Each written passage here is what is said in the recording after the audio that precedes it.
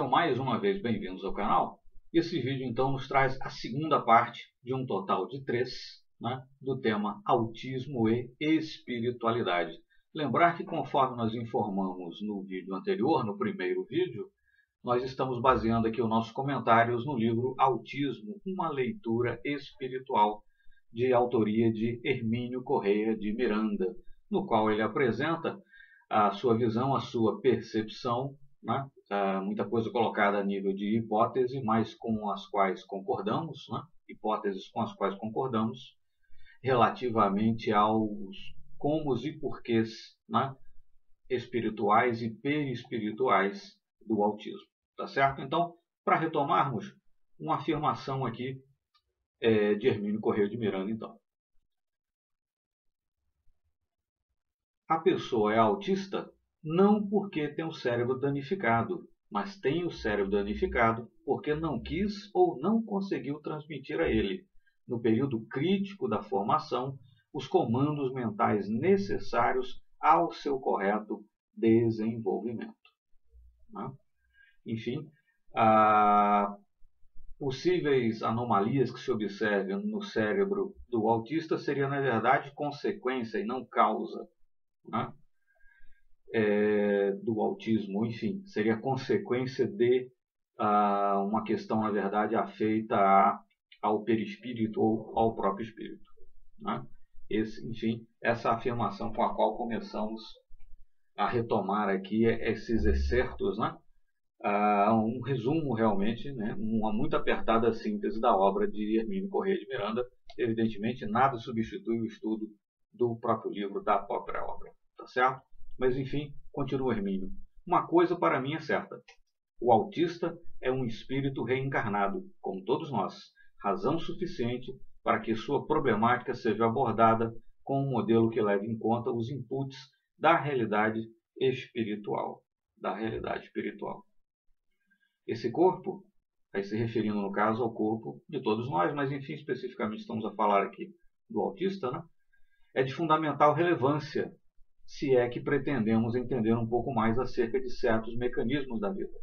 Ele constitui uma réplica do corpo físico, estamos a falar aqui do corpo perispiritual, e funciona como modelo organizador biológico, na expressão adotada pelo pesquisador brasileiro Dr. Hernani Guimarães Andrade. É o perispírito que organiza as substâncias que recebe da mãe durante a gestação, distribuindo-as de acordo com o campo magnético que traz consigo.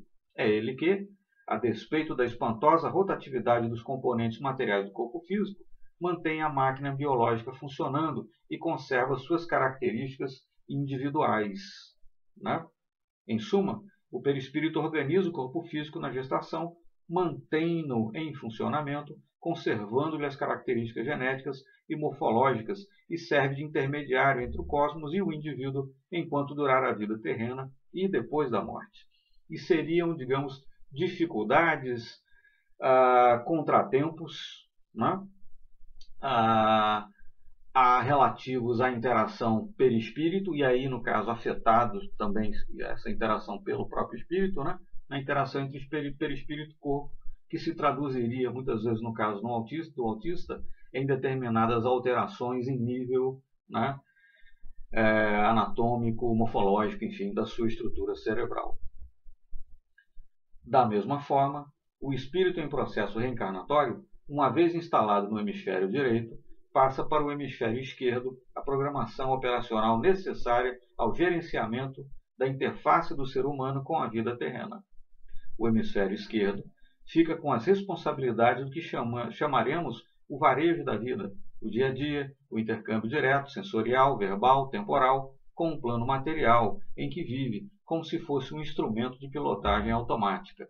Hermínio, no caso aqui, está fazendo referência à questão de que a individualidade e a personalidade e a capacidade de verbalização se instalam em diferentes hemisférios do cérebro, a depender da fase em que se encontra o indivíduo, e no caso uma má comunicação nessa transferência entre os dois hemisférios, por conta de questões espirituais e perispirituais, teria como consequência essa dificuldade do autista com a linguagem em nível verbal.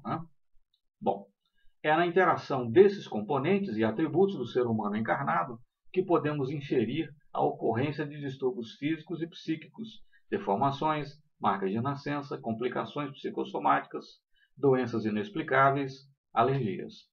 O autismo é, certamente, a resultante de uma pane em algum ponto do sistema, um defeito, entre aspas, não casual, mas, ao contrário, casual, disparado por um mecanismo de natureza kármica.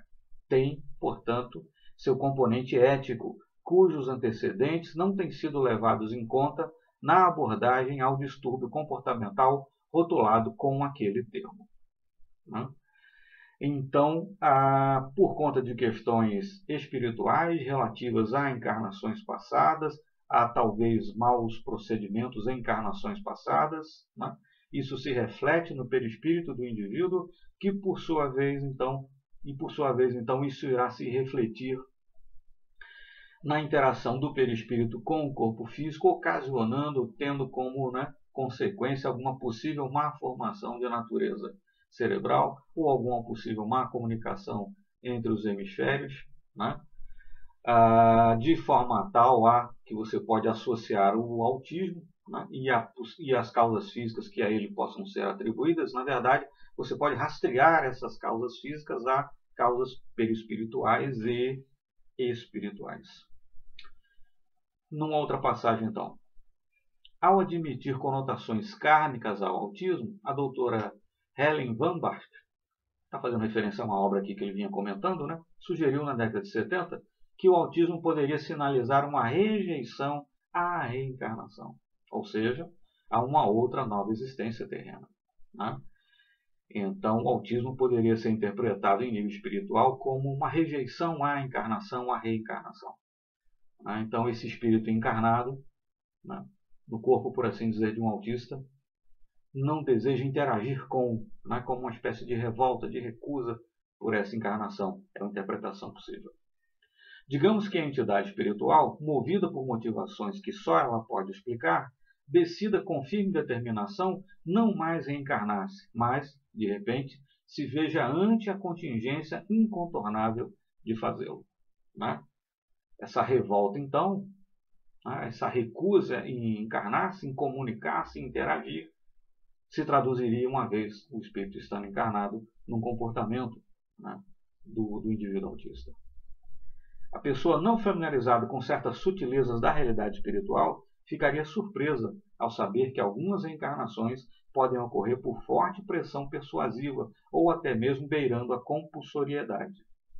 De qualquer modo, aquela específica entidade não deseja reencarnar-se, ou, pelo menos, não queria fazê-lo senão mais adiante, se possível, nunca mais.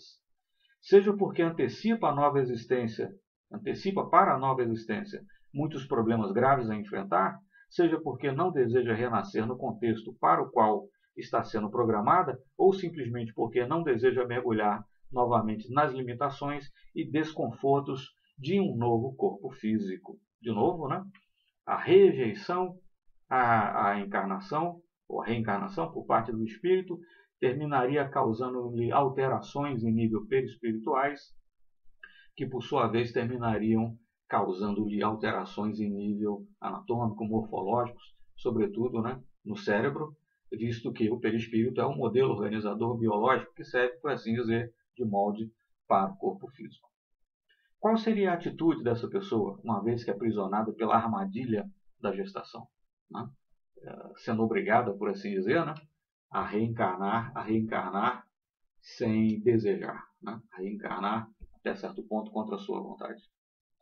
Em primeiro lugar, o desinteresse, não tanto na elaboração de um corpo físico saudável, mesmo porque as crianças autistas costumam ser de boa aparência física e até bonitas.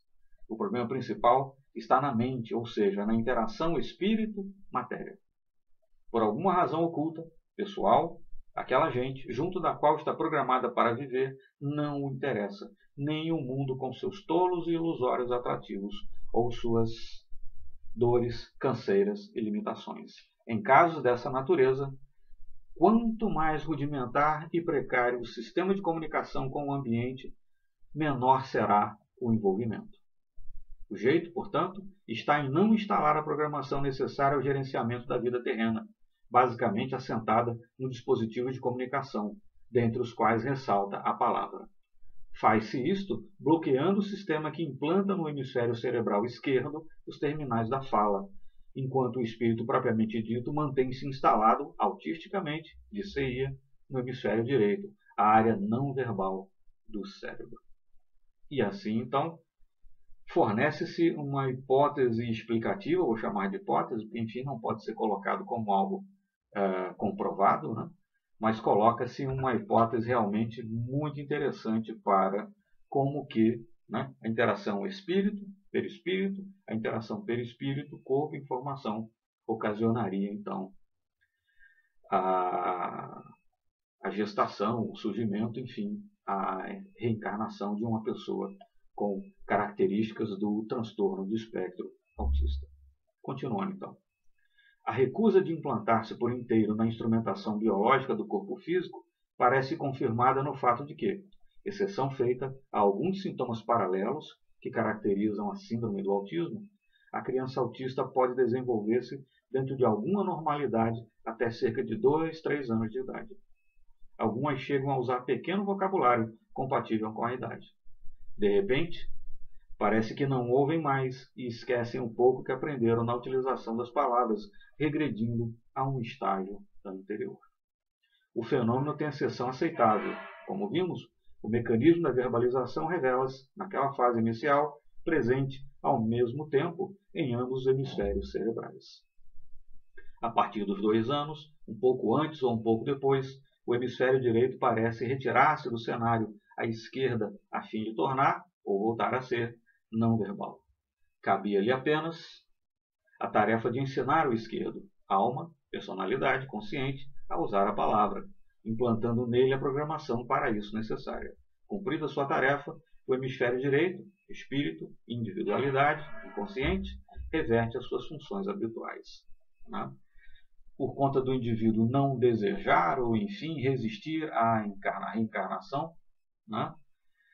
A personalidade e a individualidade, até certo ponto, ficam, né, não comunicantes, e as transferências de informações entre o hemisfério direito e o hemisfério esquerdo do cérebro terminam não acontecendo apropriadamente, e isso vai se traduzir, no fim das contas, numa dificuldade de comunicação e em outras características mais que configuram o chamado transtorno do espectro autista. Tá certo? No próximo vídeo, então, o terceiro dessa pequena série, nós vamos concluir aqui mais apresentar mais alguns pontos, né? Tentando resumir nesses 3 pequenos vídeos a obra, então, Autismo, uma leitura espiritual, de Hermínio Corrêa de Miranda. Tá certo? Se inscreva no canal, deixe o seu like, muito obrigado e até o próximo vídeo.